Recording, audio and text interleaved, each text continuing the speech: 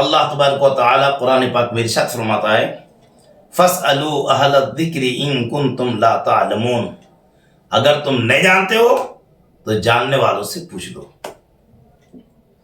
اگر تم نہیں جانتے ہو تو جاننے والوں سے پوچھ لو. اب دیکھنا وہ جو چیز جاننا چاہتا ہوں جس سے پوچھ رہا ہوں خود جانتا ہے کہ نہیں، جس سے پڑھ رہا ہوں خود جانتا ہے کہ نہیں. لیکن آج لوگوں کا حال یہ ہے کہ موبائل بنوانا ہو تو گھڑی دکان میں نہیں جاتے، گھڑی بنوانا ہو تو سیلون میں نہیں جاتے، بال بنوانا ہو تو مچھی کے نہیں جاتے. لیکن جب دین سیکھنا ہو تو انجینئر کے چلے جائیں گے، ڈاکٹر کے چلے جائیں گے، ماسٹر سے دین سیکھیں گے. بلڈنگ بنوانا ہو تو انجینئر سے بنوا لو. اگر آپ مریض ہو علاج کرانا ہو ڈاکٹر سے کرا لو، اس کا اور ڈپارٹ ہے. اگر آپ کو میتھ سیکھنا ہو تو ماسٹر کے چلے جاؤ.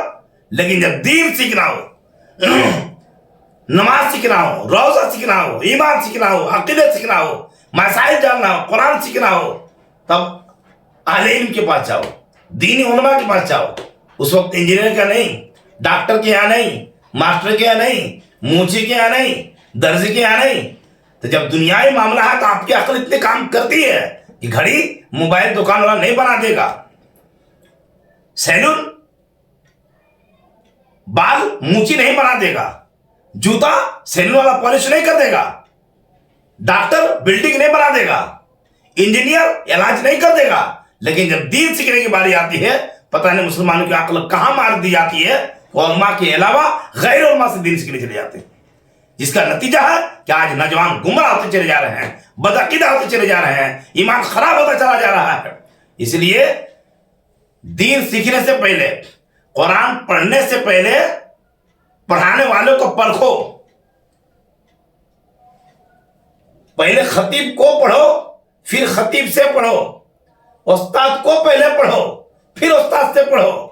جس سے دین سیکھ رہے ہو پہلے اس کے بارے میں جانچ لو، اس کا عقیدہ کیسا ہے، اس کا ایمان کیسا ہے، اس کا عمل کیسا ہے، اور اس کا تقوی کتنا ہے، اور اس کے پاس علم کیسا ہے. اس کے بعد سیکھو. سنو، ہر ٹوپی داڑھی والا پہ بھروسہ بھی نہیں کر لینا ہے.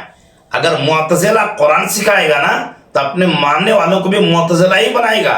اگر قادیانی قرآن سکھائے گا تو اپنے ماننے والوں کو قادیانی بنائے گا.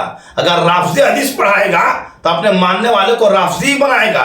اگر خارجی حدیث پڑھائے گا تو اپنے ماننے والوں کو خارجی بنائے گا.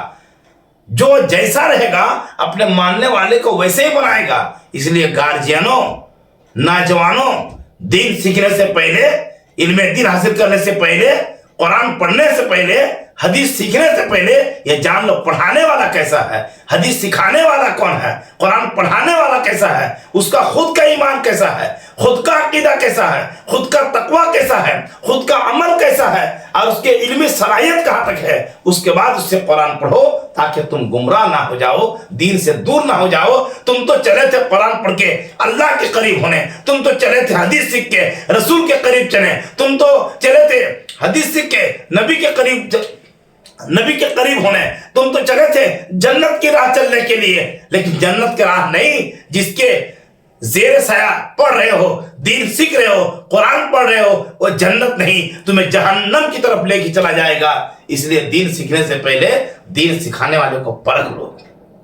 پہلے مولوی کو پڑھو پھر مولوی سے پڑھو، پہلے حافظ کو پڑھو پھر حافظ سے پڑھو، پہلے قاری کو پڑھو پھر قاری سے پڑھو، پہلے خطیب کو پڑھو پھر خطیب سے پڑھو. چاہے وہ موبائل کے ذریعے ہو، چاہے وہ درسگاہ کے ذریعے ہو، چاہے وہ تبلیغ مشن کے ذریعے ہو. تو نوجوانوں، گمراہیت سے بچو، دین متین پہ چلو. اللہ تعالیٰ مسلمانوں کا ایمان عقیدہ محفوظ رکھے.